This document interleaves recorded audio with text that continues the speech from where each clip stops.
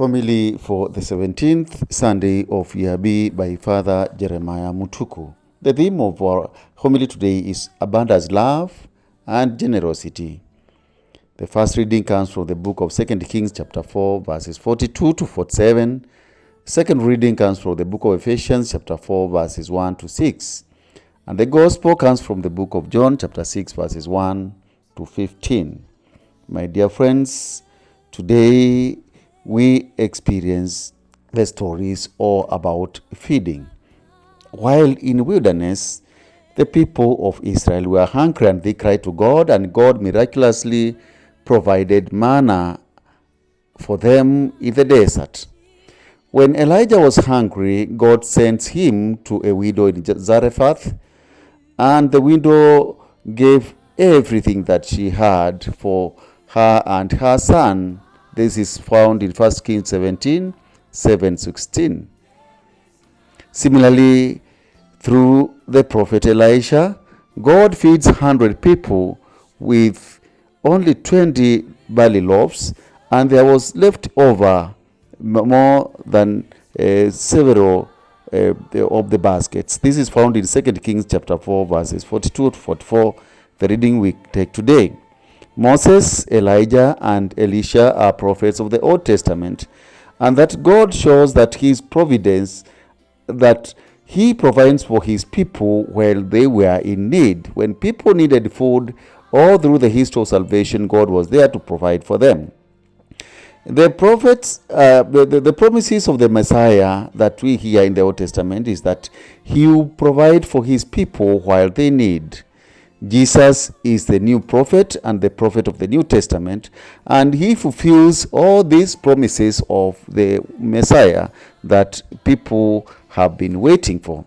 And that is why today, when the people cornered Jesus with his disciples as they were about to embark at Capernaum, he saw them and he told Philip, "Where can we buy food for these people?" He is testing Philip, but Philip says, "No. With 200 denarii, we will only buy very little." Philip fails the test because he can't see that Jesus, who had just supplied wine in abundance at a wedding feast in Cana in John chapter 2, can feed these multitudes. Andrew says, "But there is a boy with 5 loaves and 2 fish. But what is that for us? If we are so many, we can't do much." You know, this for us as Christians, sometimes when other people are seeing impossibility, there is Andrew, who is a young boy, and is trying to show Jesus also the solution to what they were trying to talk with Philip. But even Andrew does not believe. What can that do against the so many? My dear friends, it is in this that Jesus multiplies the 2 fishes and the 5 loaves, and the people feed, and there are 12 baskets left over. My dear friends, as I said, Jesus is seen as a Messiah who comes to feed his people. The miracle today is a miracle about generosity. It is not only that the small boy who had some food in that crowd, maybe there were many others who had some food, but it was that small boy who surrendered all what he had. Jesus needed this just simple human act or effort to perform the miracles. He wanted his followers to put in their little efforts, and he blesses all these efforts. Many people today are ready to make contributions out of abundance of what they have, but not out of their poverty. Only few generous people are ready to give all what they have. The young boy gave all what he had. Truly generous people are those who give out of their poverty. John Paul II once said, "No one is so poor that he has nothing to give." The little boy gave all what he had, and Jesus multiplied. My dear friends, in the hands of Jesus, shortage becomes abundance, and inefficiency becomes plenty. We must learn to be generous with our small talents, with our small, meager gifts, and we shall see what mighty miracle God does with it. Let us surrender our little lives, our weak selves to Christ. We will see what God does with it. My dear friends, when John Paul II celebrated Mass for the youth in Scotland in 1982, he preached about this miracle and he said, "You feel conscious of your inadequacy, but what I say to you is this: place your lives in the hands of Jesus. He will accept and bless you beyond your greatest expectations." Do you think that these words ring to our young people nowadays? That many times the young people feel inadequate, that they have no jobs, that they have nothing to do. But can we place what we have in the hands of Jesus and start doing something? The present temptation often is to think that nothing I can do about this situation to make the slightest difference. So why bother? And we just sit and do nothing.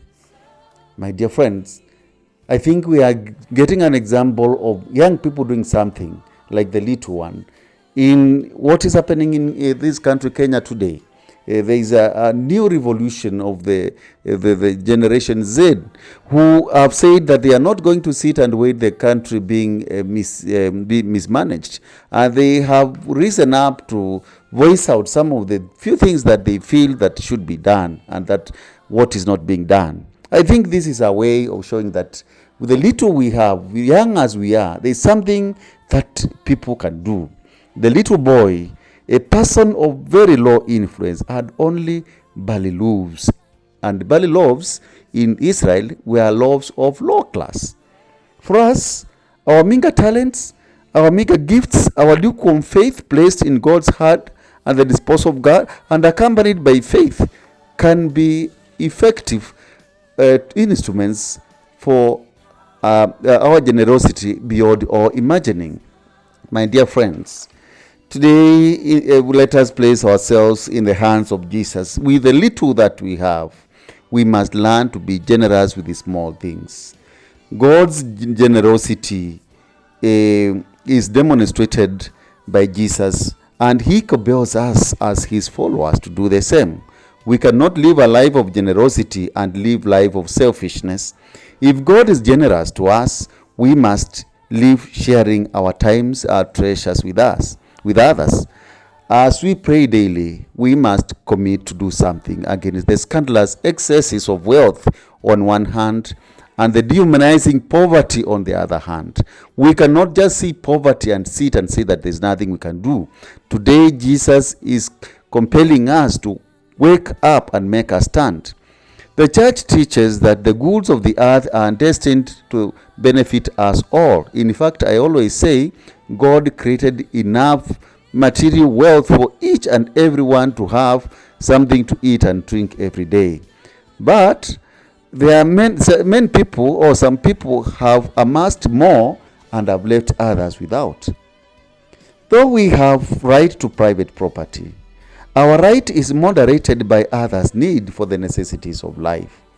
The governments at all levels must play a critical role in protecting the vulnerable and trying to balance these social inequalities against the excesses of the society. It is indeed a great shame and scandal in the world for some individuals to engage in extortionism and others in senseless consumption, while millions of people live in dehumanizing poverty. It is scandalous because all what we have belongs to God. And I always say, sometimes God has placed the poor and the vulnerable in our midst so that we can use the treasures and the properties and resources we have to serve God through them. My dear friends, how many times have we seen people lacking clean water and basic health care and basic sanitation, while others are living in senseless and extortionist and living in consumeristic society where we want to have and have and have. The little we have will be enough if we share it. This is what gospel today is telling us. Where can we buy food for all these people? This is the question that Jesus is asking you. Where can I get food to feed my neighbor? Where can I get food to clothe my neighbor? Do we share the little we have, or do we have in our wardrobes, plenty of clothing, while somebody somewhere is walking naked. The church is an instrument that is used as an equalizer, where in the church there are the rich and the poor. And we should get from the rich and those who have so that we can share with the poor. And that's why I say in the church plans, as we continue to evangelize, the poor cannot listen to the word of Christ, no matter how better you preach from the humble, if they are still hungry and in need, and the church cares less about their needs. I always say a church setting, a church as an institution, a parish, a church group, maybe Catholic women, Catholic men, a church youth. For me, I always say any institution in the church has no audacity of calling itself the Church of Christ if in their budget and in their plans and in their agenda they have no budget or an agenda for the poor. This is what Jesus is telling us. The little we have, we can share. What can we buy? Where do we get food to feed those vulnerable? Our treasures and properties are due to God's goodness. They are given to us in trust for the benefit of our brothers and sisters. They come to us, but they come with corresponding responsibilities. That is to share it with others. So God's blessings can be turned into a curse when we refuse to share the God's blessing with others. How many times have I seen people, even sometimes in church, talking about how God has blessed them? God has blessed me and given me a good job. God has blessed me and given me a car.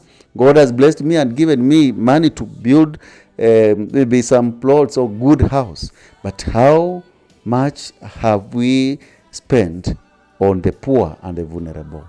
Try, as we continue to develop our own selves and our families and our people, that we have some percentage of what we have destined to be for the poor. We can't only say thank you for God for giving us all that money and food, and then we continue living selfishly as if they are not gifts from God. As Christians, today we are called to live a life of generous life. It is a life that is lived and has a place and a space for every Christian. My dear friends, this is our call today. Jesus could have ignored the plight of these people, but he had to do something. Don't just sit and do nothing about the plight of the people who surround us. John Wesley was a founder of Methodist Church. He said, "Do all the good you can, with all the means you can, in all the ways you can, and in all the places you can, and at all places you can." God bless you. There is none.